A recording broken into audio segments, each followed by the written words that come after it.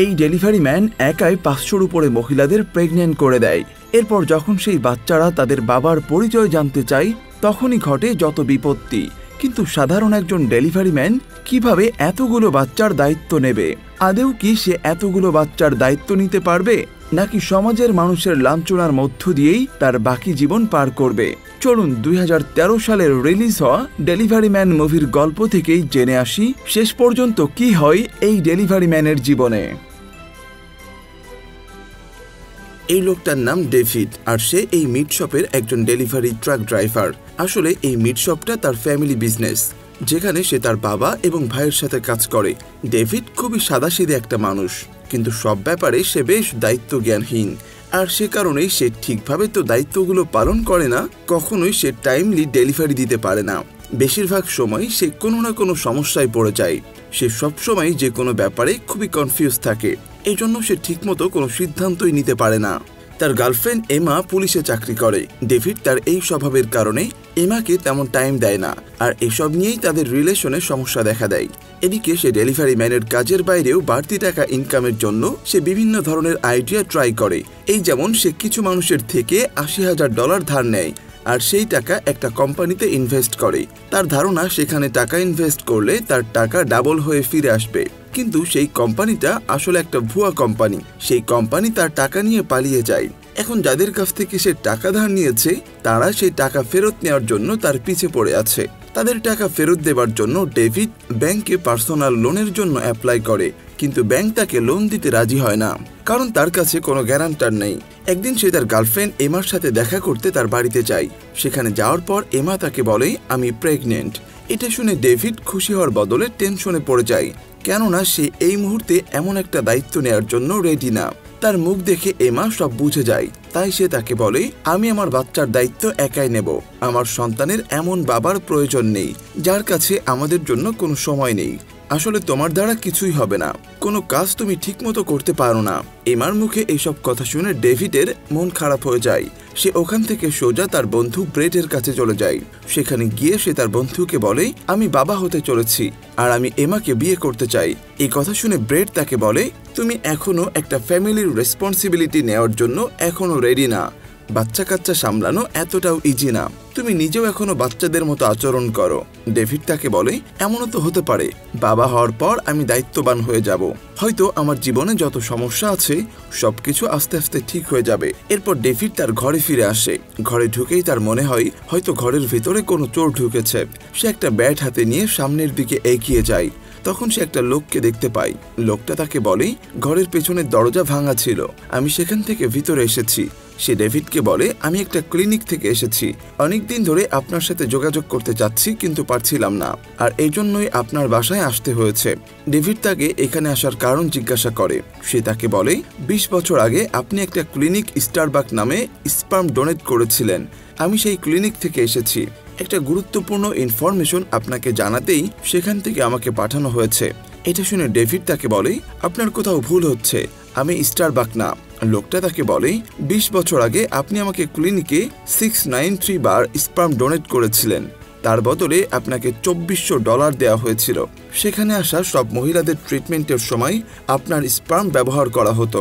আমাদের রেকর্ড অনুযায়ী আপনি 533 জন বাচ্চার বায়োলজিক্যাল ফাদার।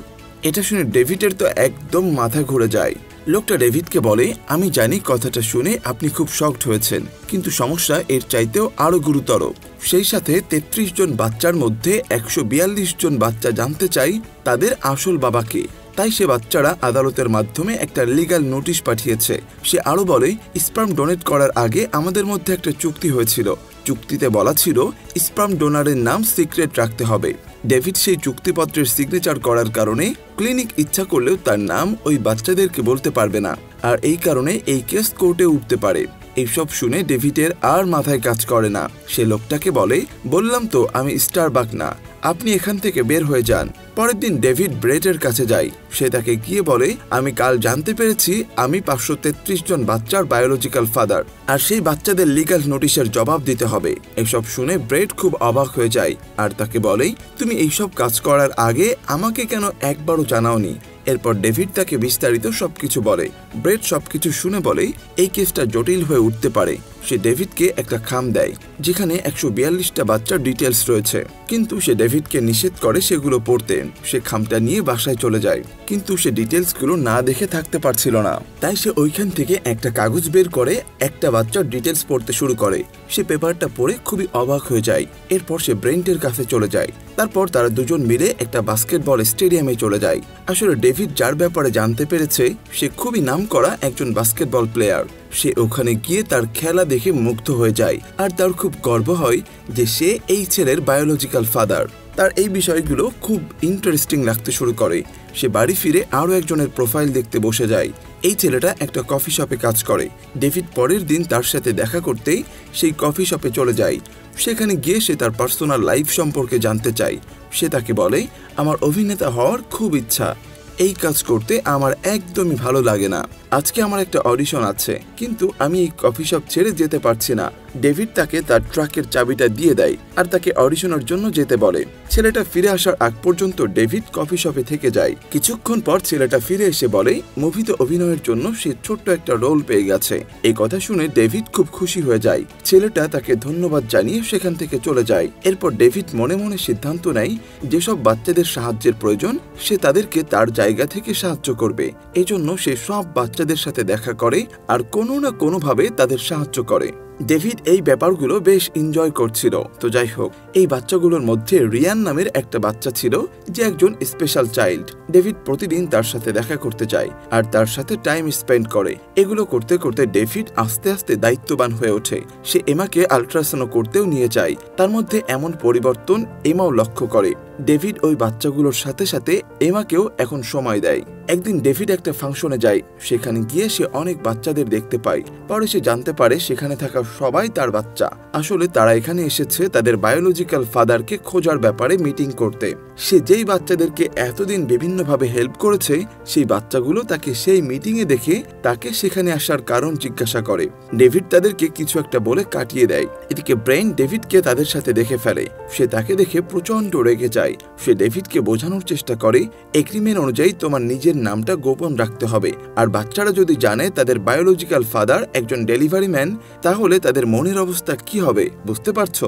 আর এছাড়াও মানুষ যখন জানতে পারবে তুমি 533 জন বাচ্চার বাবা, তখন মানুষ তোমাকে কোন চোখে দেখবে ভেবে দেখেছো? ব্রেন ডেভিডকে আর ওই বাচ্চাদের সাথে দেখা করতে নিষেধ করে সেখান থেকে চলে যায়। সেখানে থাকা ভিগো নামের একটা ছেলে তাদের সব কথা শুনে ফেলে। ছেলেটা বুঝতে পারে সে সহ বাকি 532 জনের বায়োলজিক্যাল ফাদার। ভিগো ডেভিডের পিছু করতে করতে তার বাড়িতে চলে যায় আর তাকে বলে আমি তোমার পরিচয় জেনে গেছি, তুমি স্টারবাক। ডেভিড ভিগোর কাছে রিকোয়েস্ট করে যেন কেস শেষ হওয়ার আগ পর্যন্ত সে এটা কাউকে না বলে। ভিগো একটা শর্তে তার কথায় রাজি হয়ে যায়। শর্তটা হলো সে কিছুদিন ডেভিডের সাথে থাকতে চায়। তার এই কথায় ডেভিড রাজি হয়ে যায়। তারা কয়েকদিন একসঙ্গে থাকে আর খুব ভালো একটা সময় কাটায়। একদিন ভিগো ডেভিডকে বাইরে তাদের সাথে আউটিং এ যেতে ইনভাইট করে, যেখানে স্টারবাগের সব বাচ্চারা থাকবে। ডেভিড প্রথমে রাজি না হলেও ভিগো জোর করার কারণে ওই মিট আপে যেতে রাজি হয়। সেখানে যাওয়ার পর ডেভিড তার 142 জন বাচ্চার সাথে সারাটা দিন কাটায়। ভিগো তাদের কারো কাছেই ডেভিডের আসল পরিচয় দেয় না, তাই তারা জানতেও পারে না তারা যাকে খুঁজছে সে তাদের মাঝখানেই আছে। পরের দিন ব্রেড ডেভিডকে জিজ্ঞাসা করে তুমি গতকাল কোথায় ছিলে? ডেভিড তাকে মিথ্যা বলেছে সে এমার সাথে ছিল। তখন ব্রেড তাকে একটা নিউজ পেপার দেখায় যেখানে সেই বাচ্চাগুলোর সাথে তার ছবি ও স্টারবাককে নিয়ে আর্টিকেল ছাপা হয়েছে। ব্রেড তাকে বলে স্টারবাককে নিয়ে সোশ্যাল মিডিয়ায় খুব গসিপ শুরু হয়েছে। তখন ব্রেন তাকে বলে তোমার উচিত হসপিটালের নামে মামলা করা, কেননা তাদের চুক্তি মোতাবেক স্টারবাকের কথা গোপন রাখার কথা ছিল, কিন্তু স্টারবাকের নাম চারিদিকে ছড়িয়ে পড়ায় সবাই এখন তাকে খুঁজছে। আমরা এখন সেই ক্লিনিকের উপরে মানহানির মামলা করে দিতে পারি, এমনকি তাদের কাছ থেকে ক্ষতিপূরণ হিসেবে টাকাও নিতে পারি। এটা করলে দুইটা লাভ হবে, একটা হলো তোমার পরিচয় গোপন থাকবে আর তুমি কিছু টাকাও পেয়ে যাবে, যা দিয়ে তুমি তোমার ঋণ শোধ করতে পারবে। ডেভিড এই কথায় রাজি হয় না। তো একদিন ডেভিড যাদের কাছ থেকে টাকা ধার নিয়েছিল তারা তার বাসায় আসে। তারা ডেভিডের বাবাকে মেরে ফেলার হুমকি দেয়। এমন পরিস্থিতিতে ডেভিডের আর কোনো উপায় না থাকায় সে ব্রেনকে কেস করতে বলে দেয়। এই কেস কোর্টে চলে যায়। একদিকে 142 জন বাচ্চা যারা তাদের বায়োলজিক্যাল ফাদারের পরিচয় জানতে চায়, আর অন্যদিকে ডেভিড যে তার পরিচয় গোপন করতে চায়। ক্লিনিকের পক্ষ থেকে আসা উকিল বলে স্টারবাকের আইডেন্টিটি সিক্রেট রাখার জন্য যেই এগ্রিমেন্ট করা হয়েছিল সেটা ক্লিনিক আর বাচ্চাদের বাবা মার মধ্যে হয়েছিল। ওই এগ্রিমেন্টে বাচ্চাদের কিছুই উল্লেখ ছিল না। বাচ্চাগুলো তাদের বায়োলজিক্যাল ফাদার সম্পর্কে জানতে চায়। তারা জানতে চায় সে কে, কোথায় থাকে, কি করে, আর তাছাড়া এগুলো জানার অধিকার তাদের আছে।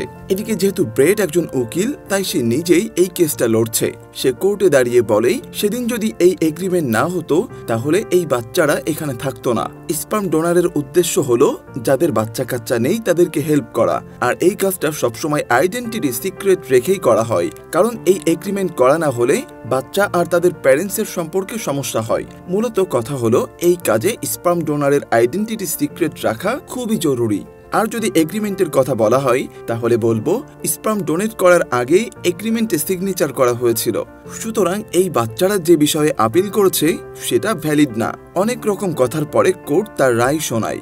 এগ্রিমেন্ট অনুযায়ী স্টারবাকের আইডেন্টিটি সিক্রেট রাখার পুরো অধিকার আছে, কিন্তু স্টারবাকের আইডেন্টিটি নিয়ে মিডিয়ায় কথা ওঠার কারণে কোর্ট ক্লিনিককে দোষারোপ করে $2 লাখ ক্ষতিপূরণ দেওয়ার জন্য নির্দেশ দেয়। এর মানে হলো ডেভিড এই কেসটা জিতে যায়, সেই সাথে $2 লাখ পেতে চলেছে। এই কেস নিয়ে চারিদিকে অনেক কথাবার্তা শুরু হয়। টিভি রিপোর্টাররা সেই সব বাচ্চাগুলোর ইন্টারভিউ নেওয়া শুরু করে। তাদের মধ্যে একজন ছেলে যে পেশায় একজন মিউজিশিয়ান, সে বলে আমরা একটু ডিসঅ্যাপয়েন্টেড, কিন্তু আমরা এত সহজে হার মানব না। স্টারবাক যদি নিজেই তার আইডেন্টিটি রিভিল করতে চায় তাহলে কেউ তাকে আটকাতে পারবে না। এখন সে ডিসাইড করবে সে আমাদের সামনে আসবে নাকি আসবে না। সে আরো বলে মিডিয়ায় তাকে নিয়ে অনেক রকমের কথা হচ্ছে, কিন্তু আমরা আমাদের বায়োলজিক্যাল ফাদারকে বাঁচাতে চাই। সে তো কোনো ক্রিমিনাল না, সে এমন একটা মানুষ যে অন্যদের উপকার করে এসেছে। এদিকে ডেভিড বাসায় বসে সেই বাচ্চাদের ইন্টারভিউ দেখছিল। তার কথা শুনে ডেভিডের খুবই ভালো লাগে, কিন্তু বাচ্চাগুলোর মন খারাপ দেখে তারও একটু খারাপ লাগে। তাই সে ব্রেটের কাছে যায় আর জিজ্ঞাসা করে আমি যদি আমার নাম রিভিল করে দিই তাহলে ঠিক কি হবে? তুমি এই কাজ করতেই পারো, সেই রাইট তোমার আছে, কিন্তু তুমি যদি সত্যি তোমার নাম রিভিল করে দাও তাহলে ওই এগ্রিমেন্টের আর কোনো ভ্যালু থাকবে না। সেই সাথে তুমি ক্লিনিক থেকে যেই টাকাটা পেতে চলেছ সেটাও আর পাবে না। ডেভিড বুঝতে পারে না যে সেই মুহূর্তে ঠিক কি করবে, তাই সে বাসায় চলে যায়। সে বাসায় গিয়ে দেখে তার বাবা তার জন্য ওয়েট করছে। ডেভিড সিদ্ধান্ত নেয় সে তার বাবাকে সবকিছু বলে দেবে। সেজন্য সে তার বাবার কাছে যায় আর তাকে বলে আমি স্টারবাক। তার মুখে এই কথা শুনে তার বাবা কোনো কথা না বলে হাসতে থাকে। ডেভিড আরো বলে আমি আমার নামটা রিভিল করতে চাই।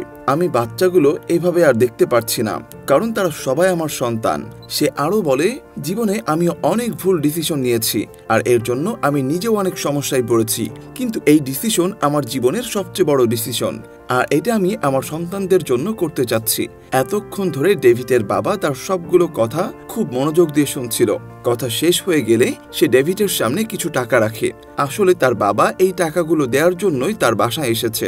সে ডেভিডকে বলে আমি তোমার বাবা, আমি তোমাকে এরকম হতাশ আর দুশ্চিন্তাগ্রস্ত দেখতে পারছি না। এটা দেখে ডেভিড ইমোশনাল হয়ে যায়, সেই সাথে তার টাকার সমস্যাও দূর হয়ে যায়। কিন্তু সে এবার ভাবতে থাকে যখন বাচ্চাগুলো জানতে পারবে যে সেই তাদের বায়োলজিক্যাল ফাদার, তখন তাদের রিয়াকশনটা ঠিক কেমন হবে। সে তার বাবাকে বলে আমি জানি না বাচ্চাগুলো যখন জানতে পারবে আমি তাদের বায়োলজিক্যাল ফাদার তখন তাদের মনে আমার সম্পর্কে কেমন ধারণা জন্মাবে, কারণ আমি নিতান্তই একজন ডেলিভারি ম্যান। একজন ডেলিভারি ম্যানকে বাবা হিসেবে তারা মানতে পারবে কিনা জানি না। এই কথা শুনে তার বাবা তাকে বলে হতে পারো তুমি একজন ডেলিভারি ম্যান, কিন্তু তুমি যেখানে যাও সেখানে সবাই তোমাকে খুব পছন্দ করে, তুমি সবাইকে সবসময় হেল্প করো, তুমি একজন ভালো মানুষ। এবার ডেভিড তার জীবনের সবচেয়ে বড় ডিসিশনটা নেয়। পরের দিন ডেভিড সেসব বাচ্চাদের ফেসবুক পেজে তার আইডেন্টিটি রিভিল করে। এরপর সব বাচ্চারা জানতে পারে যে ডেভিডই স্টারবাক, মানে তাদের বায়োলজিক্যাল ফাদার। এদিকে ডেভিড এমাকেও তার এই সিক্রেটটা জানানোর জন্য তার বাসায় চলে যায়, কিন্তু তখন হঠাৎ করে এমার লেবার পেইন শুরু হয়ে যায়। ডেভিড এমাকে নিয়ে হসপিটালে যায়। কিছুক্ষণ পর ডাক্তার তাকে একটা ভালো খবর দেয়, আর ফাইনালি ডেভিড এখন একজনের আসল বাবা হয়ে গেছে। এই খবর শুনে ডেভিড খুশি হয় ঠিকই, কিন্তু সে চিন্তায় পড়ে যায় যে এমা যখন জানতে পারবে সে 533 জন বাচ্চার বাবা, তখন সে বিষয়টা কিভাবে নেবে।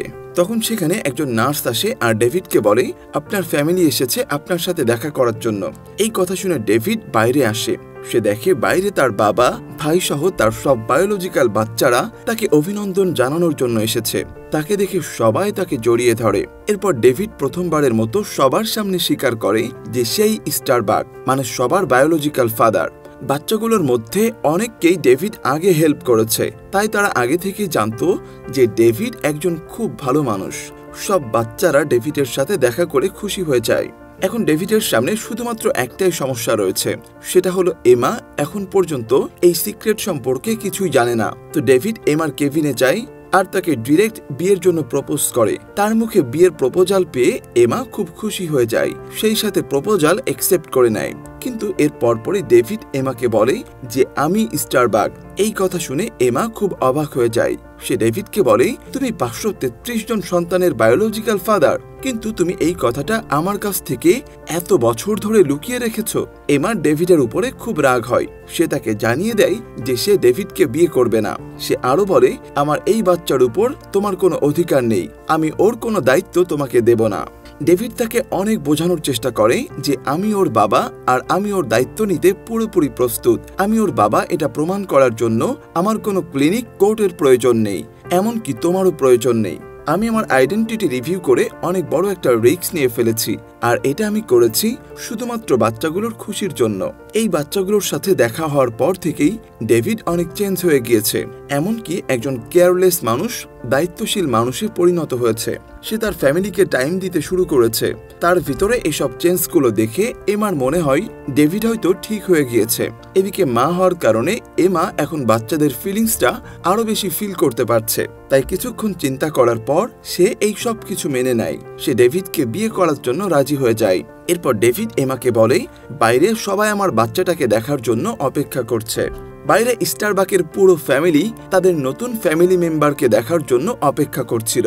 এমা তার ছোট বাচ্চাটাকে নিয়ে বাইরে আসে। সবাই এই ছোট্ট বাচ্চাটাকে দেখে খুবই খুশি হয়ে যায়। এদিকে ডেভিড এখন 534 জন বাচ্চার বাবা হয়ে গেছে।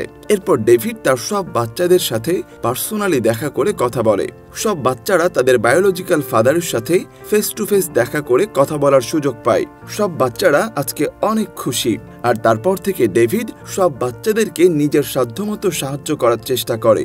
আর এরকম একটা সুন্দর মুহূর্তের মধ্য দিয়ে আমাদের আজকের এই অসাধারণ গল্পটা এখানেই শেষ হয়ে যায়। তো গল্পটা কেমন লেগেছে সেটা অবশ্যই কমেন্ট করে জানাবেন।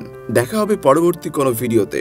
সে পর্যন্ত সবাই ভালো থাকবেন, সুস্থ থাকবেন, এই আশা ব্যক্ত করে এখানেই শেষ করছি। আল্লাহ হাফেজ।